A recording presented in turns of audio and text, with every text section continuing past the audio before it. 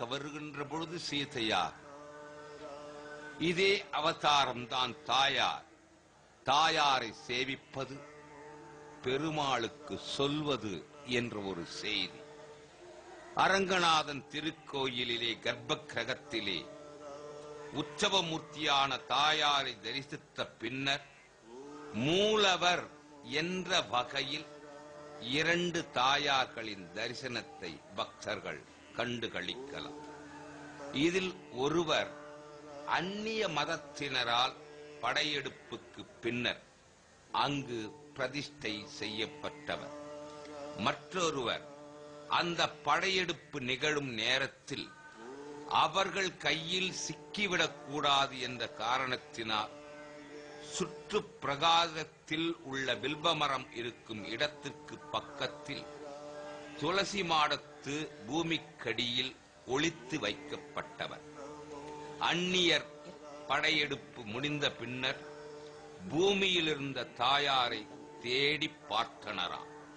ஆனால் அவரை காணாமல் வருந்தி பின்னர் வேறு தாயாரை தயாரித்து பிரதிஷ்டை செய்தனராம். இவ்வாறு செய்தும் ஸ்ரீரங்கநாதர் முதலியவரது உற்சவ மூர்த்திகள் எடுத்துச் செல்லப்பட்டிருந்தவை திரும்பி வந்த பின்னரே முதல் நாயகியார் தோன்றினர் என்று சொல்வது உண்டு.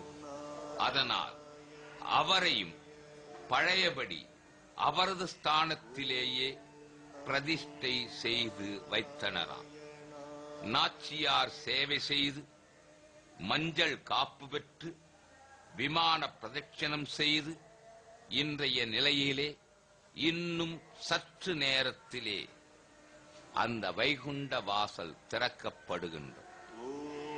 தியான நிலையிலே இதை சிந்தித்து பார்க்கின்ற பொழுது எந்த வைகுண்ட வாசல் திறக்கப்படுகின்றது என்றதொரு வினா எழுகின்றது.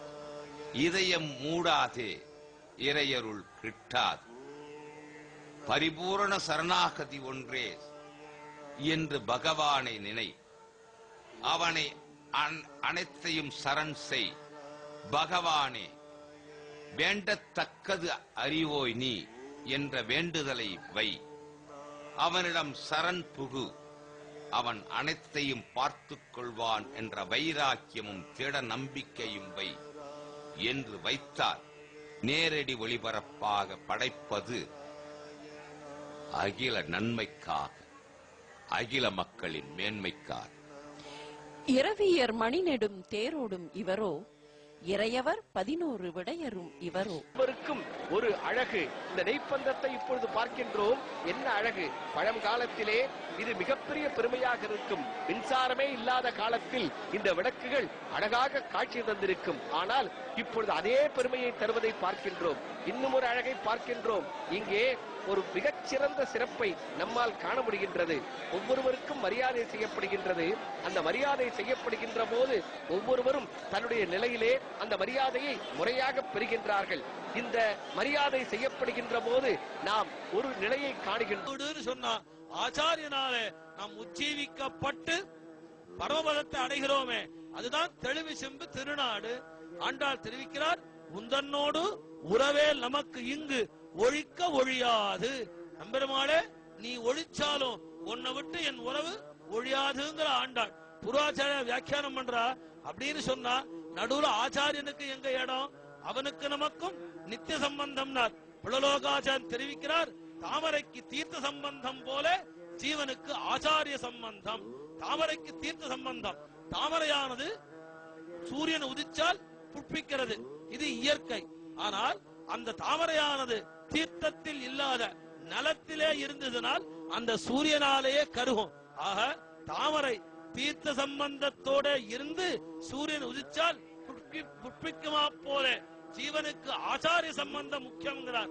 அத நம்பெருமாள் தனக்கும் ஆச்சாரிய சம்பந்தம் முக்கியம் என்பதாக போத மணவாள மாமுனிவன் ஈடு உரைப்பது கேட்டு பூரித்து நின்ற பெருமாளாக இதோ பரமபதவாசல் நடுவே திரும்பி நிற்கிறான். கதவை திறக்க போகிறார்கள். எம்பெருமான் சேவிக்க எல்லா ஜனங்களும் கண்கொட்டாம காத்துக் கொண்டு இருக்கிறார்கள். செங்கன் திருமுகத்து செல்வ திருமால் அவனே செல்வன். அவனே உடையவன், அவனே சுவாமி, அவனே எல்லாம். நாராயணனே நமக்கே பறை தருவான். பறை என்னால் உபாயம், பறை என்னால் கைங்கரியம். அந்த கைங்கரியத்தை தருவதற்காக ஆழ்வாரை நோக்கி பரோவத வாசலிலே வந்து நிற்கிறான். ஜனங்களுடைய மத்தியிலே பக்தைஹி பாகவதைஹி சஹா, பக்தர்கள் புடைசூழ, பாகவதர்கள் புடைசூழ கதவை திறந்து விட்டார்கள். இப்பொழுது பரோவத வாசல் வழியாக நம்பெருமாள் எழுந்தருளப் போகிறார். அந்த நம்பெருமாளுதான திவ்ய காட்சி எல்லாருடைய மனசிலையும் கோவிந்தா என்று, ரங்கா என்று, அரங்கா என்று அழைக்கின்றேன் என்று காத்திருந்தவர்கள் கண் குளிரும்படி நம்பெருமாள் ரத்ரங்கியோட கிளிமாலையோட சேவசாதிக்கிறான். சேவசாதித்து வந்து கொண்டிருக்கிறான். இதனை தொடர்ந்து மணல் வெளியிலே அலையப் போகிறான். அதுதான் திருஷ்டாந்தம். நம்பெருமாளுடைய ஒவ்வொரு அசைவும் சாஸ்திரம் இல்லாத கிடையாது. ஏன்னா நித்திய விபூதே இருக்கிற எம்பெருமான் பாட்டு கேட்கும் இடம்னார் புலலோகாச்சாரியன். பாட்டு கேட்கும் இடம் என்ன? சாமகானத்தையே என்று அங்கே பாட்டு கேட்டுக் கொண்டிருக்கிறான். அது நித்திய விபூதி.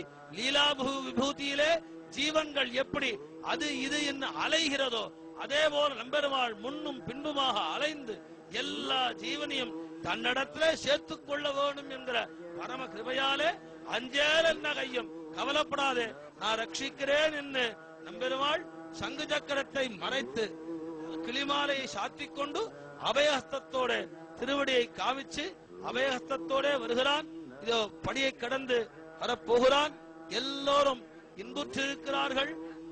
எவ்வளவு நடுவுல யாரு தோல்ல பெருமாள் இருக்கார் தெரியாதபடி பக்தர்களுடைய வெள்ளம், பாகவதர்களுடையதான சம்மேளனம். அதனை தொடர்ந்து நம்பெருமாள் ஆயிரங்கால் மண்டபம் எழுந்தருள் இருக்கிறார். எல்லோரும் இந்த வைகுண்ட ஏகாதசி, ஏகாதசின்னு சொன்னால எம்பெருமானுக்கு உயர்ந்த திருநாள். பஞ்சபர்வத்துல 24 ஏகாதசியும் பஞ்சபர்வம். ஆனா இந்த ஒரு ஏகாதசி தான் வைகுண்ட ஏகாதசின்னு திருநாள், தமிழ் திருநாளாக திருவாய்மொழிக்காக திருவங்கையாழ்வார் ஏற்படுத்தின மகோத்சவம் இது. ஒரு ஆச்சரியம் என்னன்னா இந்த திருமொழி திருநாள்லயும் இந்த திருவாய்மொழி திருநாள்ல திருமொழி கருளப்பாடு உண்டு. வேடுவரி என்பதாக 8ஆம் திருநாள் அன்னைக்கு திருமொழி அருளப்பாடாகும். ஆக நம்மாழ்வார் திருமங்கையாழ்வார் உடையவர் அம்மட்டிலும் இல்ல. காஞ்சிபுரத்திலே சுவாமி எம்பெருமானார் திருக்கச்சி நம்பிகளுடன் அமுது செய்து அந்த உச்சிட்டத்தை சாம் சாப்பிட வேணும்னு காத்துட்டு இருந்தார். அது அவருக்கு கிடைக்கல. மனோபாவம் தீராதபடி தன்னடி சோதிக்கு போனார், மோட்சத்துக்கு போனார். அதை நம்பெருமாள் இன்றளவும் நடத்தி காமிக்கிறார். கொட்டகைக்கு போன உடனே ஆழ்வார் அருளப்பாடு திருநாளுடைய வீரான் கலியன் ராமானுஷன் அருளப்பாடு. அருளப்பாடு 3வது ஸ்தானத்திலே அருளப்பாடுகிறான். ஆனால் தளியை கண்டருளும் பொழுது ஆழ்வார்கள் நிவேதனமாகி திருக்கச்சி நம்பிகள் நிவேதனமாகி ராமானுஜனுக்கு நிவேதனம். காரணம் என்ன? விபவ தசையிலே சுவாமி எம்பெருமானார் திருக்கச்சி நம்பிகளுடைய சேடத்தை விரும்பி காவல்துறை அதிகாரிகள் அவர்களை சீர்படுத்தி உள்ளே அனுப்பி வைத்துக் கொண்டிருக்கிறார்கள். பெருமான் சேர்ந்த கோயில், தீராத வினையனைத்தும் தீர்க்கும் கோயில், திருவரங்கமன திகழும் கோயில் தாய். தீராத வினை, மாறாத விதி, இதை மனிதர்களிடம் சேராதபடி பார்த்துக் கொள்வது நம் பெருமாள். வைகுந்த வாசலிலே நம் அழகை சொல்வது என்ன? அழகை நாம் வர்ணிப்பது? அவனுடைய எல்லாமே அழகுதானே. அவன் தொட்ட இடமெல்லாம் அழகுதான். அவனே அழகன். அவன் தொட்டதெல்லாம் அழகாக அல்லவா இருக்கிறது. அப்படிப்பட்ட அழகு, அப்படிப்பட்ட அழகு. அந்த அழகு யாருக்கு வரும்? அந்த அழகு சேர்ந்த அத்தனை பேருக்கு வரப்போகிறது. யார் யார் பெருமானோடு சேர்கிறார்களோ அத்தனை பேருக்கு அழகு வரப்போகிறது அல்லவா. அந்த அழகரை காண்பதற்காக, அந்த அழகரை சேவிப்பதற்காக, அந்த ரங்கநாதனை சேவிப்பதற்காக மக்கள் அனைவருடைய கூட்டத்தை பார்த்தால் மிகவும் அற்புதமானதை உள்ளே நுழைகிறார். உள்ளே நுழைந்து கொண்டிருக்கிறார். அந்த அரிய காட்சியை பேராசிரியர் சேகர் அவர்கள் வர்ணனையோடு தொடர்கிறார்கள். இதோ அந்த காட்சிக்காக காத்திருந்தோமே, அது நம் கண்ணுக்கு கிடைத்து விட்டது. இதோ பெருமாள் வருகின்றார், பரமபதத்திற்கு நுழைகின்றார். நாம் எல்லாம் ஒரு நிமிடம் எல்லாவற்றையும் மறந்து கோவிந்தா கோவிந்தா கோவிந்தா, நாராயணா நாராயணா, ரங்கநாதா ரங்கநாதா என்று நாம் ஒருமுறை சொன்னால் நம் பாவங்கள் எல்லாம் தீர்ந்துவிடும். நடை கொட்டகையிலே